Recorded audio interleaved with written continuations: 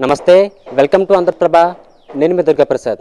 ఆంధ్రప్రదేశ్ రాజకీయాలు రోజుకో మలుపు తిప్పుకుంటున్నాయి. అయితే ఇందులో భాగంగా జనసేన తెలుగుదేశం పొత్తులో జనసేనకు ఎన్ని సీట్లు కేటాయిస్తారనేది ఇప్పుడు హాట్ టాపిక్ గా మారింది. నిన్న ఉండవల్లి చంద్రబాబు నివాసంలో జనసేన అధినేత పవన్ కళ్యాణ్ ఉదయం ఒకసారి అలాగే సాయంత్రం ఒకసారి భేటీ అయ్యారు. అయితే రెండు సార్లు కూడా సీట్ల సర్దుబాటు కోసం మాట్లాడినట్టు తెలుస్తుంది. అలాగే సభలో కూడా పవన్ కళ్యాణ్ దీని గురించి చర్చలు జరిపినట్టు చెప్పారు.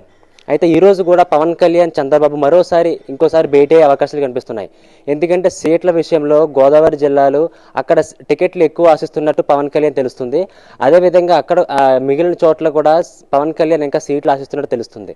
అయితే ఇప్పుడు చంద్రబాబు నాయుడు అలాగే ఈ పార్టీ వర్గాలు కూడా జనసేనకు ఎన్ని సీట్లు ఇద్దాం అనేది ఇప్పుడైతే వాళ్ళు కూడా చర్చలు జరుపుతున్నారు. అదేవిధంగా ఇప్పుడు పవన్ కళ్యాణ్ కూడా 40 నుంచి 45 సీట్లు అయితే ఆశిస్తున్నట్టు తెలుస్తుంది.